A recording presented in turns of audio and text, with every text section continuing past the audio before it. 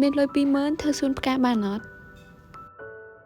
អត់ទេផ្កាហ្នឹងត្រូវដាក់ចុះវិញអត់យកទេចេញពីធ្វើការថ្ងៃនេះមានអារម្មណ៍ចង់ដាំផ្កាអញ្ចឹងទៅរកដីនៅកន្លែងមួយទៅទិញដីហើយក៏ឃើញផ្កាមុនហ្នឹងតំណងប៉ុន្តែដោយសារអត់មានចេញផ្កាអញ្ចឹងក៏អត់ទិញវិញទៅហើយឥឡូវនេះមកកន្លែងមួយទៀតនៅម្ដុំសាជុមាសផ្កានេះខ្ញុំភ្លេចឈ្មោះខ្មែរប៉ុន្តែឈ្មោះអង់គ្លេសឈ្មោះសេនីហើយមិនបានចេញខូគីចឹង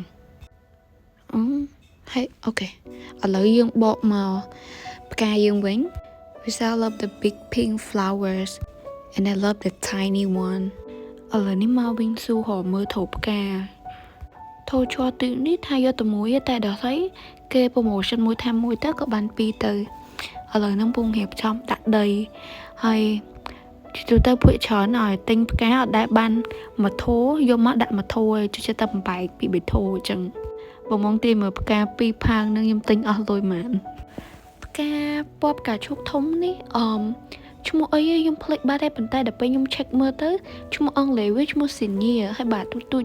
ល្អិតនេះអានេះភ្លេចឈ្មោះហ្មងហើយ check ក៏អត់ដឹង check នៅណាដែរអញ្ចឹងបើបងស្គាល់ចាំជួយប្រាប់ផងថាផ្កាហ្នឹងផ្កាអីគេអាទូចហ្នឹងណា